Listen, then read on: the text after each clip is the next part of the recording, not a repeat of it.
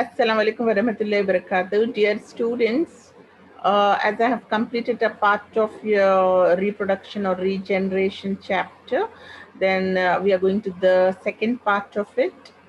And before that, I wanted to tell you all, I have left a few topics so that, I wanted to see how many of you are referring your textbooks to know whether their portions are getting covered, topics are covered, or are you able to understand. So the one which I have left is artificial propagation, that is through cutting, layering, and grafting. These are the three techniques which are very simple. It's there in your book. I want you to go through it, as well as parthenogenesis. A process called parthenogenesis also comes in artificial propagation. So how are you going to, what is the process in which cutting, layering, grafting, parthenogenesis, and there is one more method of regeneration, through which, artificially also we are able to propagate and give rise to the new generations. So I want you all, this is your assignment, you have to go through it and prepare a video explaining it, and your video should contain all charts. Either you can use homemade charts, or any of them from the computer, as I am explaining, taking a few of it. You can either do it this way, anyway, whichever it is, but I just wanted to see, are the concepts clear, are you able to understand? So that is how you will be getting your internal marks for in that. This is the assignment which you have to do. So now let us proceed. We have completed with, you hope you are clear with what are asexual and sexual reproductions. So we have covered with asexual reproduction. Now we are going to sexual reproduction. So let's start with this. Okay, hope you all can see the screen. Yeah. So, as I told you, sexual reproduction is a way in which, it happens with the fusion of male and female gametes. And this fertilization takes place in different type of organisms that are living on the land, water, terrestrial, as well as mammalians, as you all know that mammalians, and we are going to discuss in detail about a human reproductive system. So let us see how it happens. So if you look at it, the sexual reproduction is a way of, as I told you, gamete fusion. Until and unless the male and female gametes are not fused, this fertilization or regeneration of new offspring is not possible. And whereas in asexual reproduction, we have seen that a single parent gives rise to a new baby plant or organisms. So how is it happening in sexual reproduction, and what is fertilization? Let us see. And then you even know that how are the mitotic and meiotic divisions that takes place in an organism, and divided the content, cell content, especially the DNA. DNA is very important. I think Sumaya was the only student who has gone through the entire chapter, and she has asked me, what is parthenogenesis? So in that I have explained her how is it happening into the prokaryotics and eukaryotics. This you have already learned in your earlier lessons. What are prokaryotics? Are the organisms where, they're single-celled organisms with no nucleus. There is no defined nucleus. Actually, the nuclear material is distributed throughout the cell. Whereas in prokaryotics, whereas in eukaryotics, you have got a well-defined nucleus. So we were talking about conjugation in paramecium, where the organism splits equally with the equal contents, the whole contents, DNA, the deoxyribose nucleic acid, and all the rest of the organelles or the cell materials. All you have like cytoplasm, Golgi apparatus, mitochondria, and RNA, granular RNA, and even you have got your suicidal bags, everything, and chromosomes in the DNA all are equally divided, and they are distributed into the parent, they are distributed equally between the parent and daughter cell, and you cannot see any difference between parent and daughter cell. Whereas, in prokaryotic organisms, a part of their body cells, like we are seeing the buds or a segment that falls down, and then that grows into a new offspring. So now, if you look at this sexual reproduction, one is, if you look into the aquatic, what happens is there are again in sexual reproduction. Sexual reproduction, we have got male and female gametes. It's not possible without the union of male and female gametes, and until unless the fertilization takes place, there is no offspring formation that can happen. But there are two type of fertilizations that takes place in sexual reproduction, and those two types are internal fertilization and external fertilization. In internal fertilization, the fertilization takes place inside the body. The baby grows inside the body, as it happens in most of the mammalians. Whereas aquatic animals, the fertilization is external, that happens outside the body, inside the water, on the environment. You can just see that how these male and female frogs, male and female frogs are mating, and then the female frog lays its eggs in the water, and the male frog also lays its eggs lays its sperms. Males, I mean, sperms are given, and the female frog gives eggs, and these are fertilized outside. Now these sperms and eggs are fertilizes into a zygote, and that develops into a new baby frog, and these all are happening outside the body. That is the reason we call it as an external fertilization. Hope it's clear to you all. So let us proceed further. And here, what are we doing is we are going to talk about how internal fertilization. As you see that in internal fertilization, it is happening inside the body, and these are all the examples of the animals where a baby grows inside their body, and how the egg sperm enters inside the female body, and then it is fertilized in the uterus. And external fertilization is common even in some of the aquatic animals, like fish, amphibians. Amphibians are those which can live both in water and land, like if you look at frog and all. So it is happening. This is what is the external fertilization that takes place in these organisms, where they release a millions of sperms and eggs inside the water, and there is a complete cycle of fertilization that takes place, and it naturally occurs. Hence, it gives rise to the vast number of eggs and sperms, and out of that, those which can successfully fertilize grows into a new offspring. So you can see how it is happening externally in the water. And there are the various stages from which, these sperms that are released are taking place. Whereas in mammals, like for example, if you take human being, everything is happening inside the body in the placenta. So we can see that we have got well-defined male reproductive organs as well as the female reproductive organs.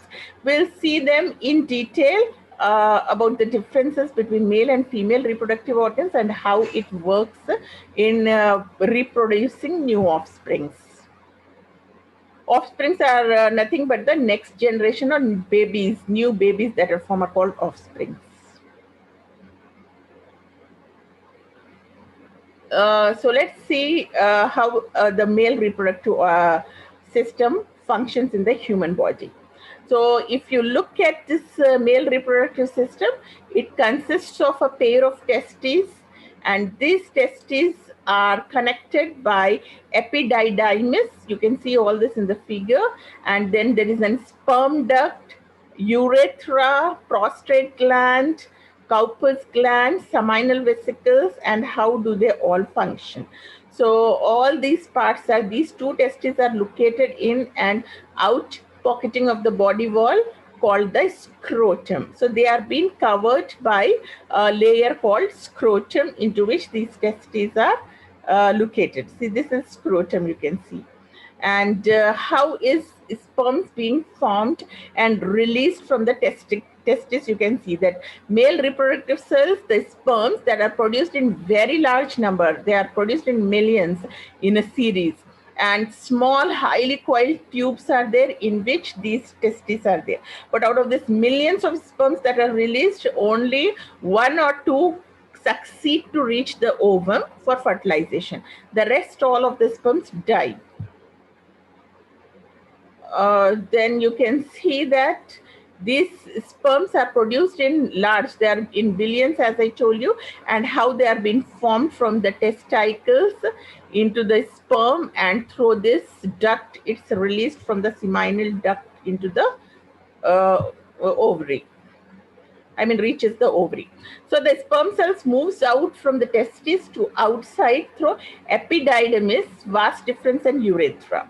So how is it moving from urethra to the, through urethra? It has been released, but then from epididymis, this testes are releasing these sperms, and through epididymis, and has got a very different ways, and there are many hormones and other testosterone and all that helps in the movement of these sperms, and then through this it gets released through the urethra. So epididymis, vasa deferens, how it is moving, and then the semen is secreted from seminal vesicles. You can just see the seminal vesicles also, these are, and then the prostate glands, the Cowper's glands, and this movement of the cells, the sperms, and how are they get nutrition. So testosterone is an hormone that controls the secondary sexual characteristics. I have already told you what are the secondary sexual characteristics in the earlier chapters, that are especially in male, the mustaches and the voice. You find a different voice, mustaches, and the beard gives you the secondary sexual characters, and this testosterone hormone is responsible for that. So men produce sperms from the age of 13 to 14 years, and this goes on, most of them throughout their life. Men start producing sperms from this age, and it continues throughout their lives till they grow older, though they become a little weaker with the age. But it keeps continuing. The process continues throughout their life. And then let us go and see what happens in the female reproductive organs. So the female reproductive systems of the human being, it consists of the ovaries, oviducts, uterus, and vagina. So this is how, how are the eggs produced. Then there are two ovaries that are located deep in the abdominal cavity. It is in the abdominal cavity of the female body. You can see those two ovaries. And then from the ovaries, ova or egg are released, and this develop into a tiny cellular structure called follicles, ovaries or follicles we called it. You can see it in the pictures. And whenever the ovum ruptures at the surface of the ovary, this tiny ovum flushes out into the uterus. So this mechanism of moving towards the uterus also has got, as you see in the male reproductive organs, there is an hormones that are responsible, like Cowper's and testosterone. Similarly, even in the female system, you find there are estrogen, progesterone, and various hormones that are responsible for the movement of this ova from the tubes into the uterus, towards the uterus. So where fertilization takes place. So these sex hormones are called estrogens and progesterone, which helps in the development of the female reproductive organs, as well as ovulation and the menstruation cycle that takes place. And women start, give producing eggs right from the age of 10 to 12. At any in between these ages, the egg production started, and it ends between approximately 45 to 50 years of age in females. So when this is how, let's see how the chorion. What is chorion?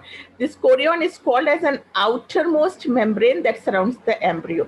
So this is the beauty how, the offspring, this naturally God, Allah subhanahu wa ta'ala, or God has created this in a sac-like embryo. And what are the system by which this baby developing embryo gets its nourishment is very interesting. Please do listen to it very carefully. So we see that this chorion, which is the outer membrane, and during the development of the embryo, tiny finger-like projections. You can see these finger-like projections. They are like fingers, like a tree. You can see them. So these tiny finger-like projections grow from the surface of the chorion into soft tissues of the uterus. So they start growing here. And then, you see how how it is rapidly moving, and gradually small pools of rapidly moving blood from around the finger-like projections into the uterine wall, into the walls of the uterus. You see this getting developed. So as you know, that blood is nothing but the food. So the blood from the mother's blood, it is being passed through these blood vessels around the uterine wall, and it develops a umbilical cord. Through that umbilical cord, the food is supplied. The embryo gets its nourishment. So this placenta is very important to understand. So the tissues of these chorion and the adjacent parts of the uterine tissue makes up the placenta. So the placenta is how the tissues formed by the cells from the embryo and the mother. That makes the placenta. You can see how this placenta is also very important, and this has to be removed as soon as the baby comes out of the mother's womb. So this structure, this is how it has been structured, and baby is getting nourishment in the embryo, in the mother's embryo. In the mother's uterus. And under normal conditions, there is never a direct blood flow between mother and the young ones, because as you know that from the arteries, the rush of the blood is not, that is not how it has to be. So nature has made it so systematic that there is no direct one. It is supplied through the placenta, through the umbilical. An umbilical cord is made, and the two, they get separated by a thin membranes made of cell. So these all are having, and they also allow the diffusion of oxygen, carbon dioxide, exchange of gases takes place. Waste material is also excreted out of the baby's nourishment, from the embryo.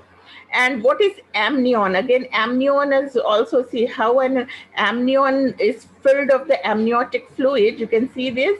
It's like a cushion-like structure on which the baby is, this embryo develops, and that helps in, whenever the baby is moving and all, it will not get hurt, because it has got this cushion-like amniotic fluid sac, which is protecting the embryo from getting any injuries. So this amniotic fluid, and the embryo develops in this fluid to its full capacity, which keeps it moist, and it protects it from all external or mechanical injuries. Generally, when the baby is moving, it requires that cushioning. So now you can even see what is allantois. Allantois is the last of the four membranes from which it originates from the digestive canal of the embryo. The edges of this amniotic fluid comes together around the stalk of the allantois and yolk sac, and from the tube which leads from embryo to the placenta. That is what the yolk sac, egg consists of an albumin and the yolk. Yolk consists of full food. that reaches its sac and from the tube, which leads from the embryo to the placenta. So this tube is called the umbilical cord. So this is how the baby gets connected through the umbilical cord to the mother, and the nourishment through which the baby gets the nourishment. In 8 weeks, you can see the embryo is fully developed, and from the third month of the pregnancy, it is called as a fetus. In 12 weeks, it is no more an embryo, we call it a fetus. And then the pregnancy, there are various developmental stages, and it takes complete 9 months or 280 days for the baby to develop, from embryo to the fully developed baby, where you can see him having developed completely with all the physical organs. You can see even the hair are grown with the eyebrows, nails, everything what you see are developed by 280 days. And now you can say this period is also called as the gestation period. This 280 days or 9 months is called as gestation period. And then how the baby is, once this gestation period completes after 280 days, now the baby is fully grown and is complete, and it has to come out into the external environment. So let us see how it happens. It grows in the uterus, and as you all know, it increases the diameter. You must have all seen your mothers or people around who are carrying babies in their uterus for 9 months. Then the head of the baby has to come out from the uterus through an opening, and this is how the delivery takes place. The baby comes out with its head, and there are certain times there's some babies, they come out from their legs also in the first, but it's always seems to be a good, calls as a good delivery if the baby comes out with the head for the first time outside than the legs, because that is a little difficult sort of delivery if it is coming out with the legs out first. So the first muscular activity of the uterus is just strong enough to move the baby slowly towards the vagina, the outer canal of the female reproductive tract, and it comes out of the vagina with its own struggles and movements. Generally, at this stage, the sac around the baby breaks. That amniotic sac breaks and the fluid contents are released. Now, because all these things that are being placed during the whole period of 280 days have to be removed, both the amniotic and this contraction of the muscles have to be very stronger and more frequent. And the baby is pushed out into this outer world. So then the placenta, the umbilical cord is cut. As soon as it is, the umbilical cord is cut and it is tied off by a doctor, you just see the babies who are born with a little big umbilical cord. And after the birth, the baby even pushes out. Again, after the birth also, the mother feels that contracting and contractions for the placenta to be removed from the body. This is commonly called as the, normal deliveries in which it happens. And then the nature has also send the nourishment for the baby along with that. And this is how, during the pregnancy, the mother lactates. The baby gets its first milk from called as colostrum. So during this, a watery lymph-like fluids are formed, which are gradually been enlarging and undergoing a transformation. And this colostrum is in the beginning of the days, few days when the mother feeds. This is supposed to be the very good nutrition, which newly born babies should be fed on for immunity. And this is where this stage is very important. So now I think we have already, it's repeating. So let's move back to it. So this is how we ends with the process of sexual reproduction in organisms. Now we will be going through how it happens into the plants in our next session. Till then, go through it thoroughly. And if you have any doubts, please mail or message on WhatsApp. Thank you. See you all in the next class.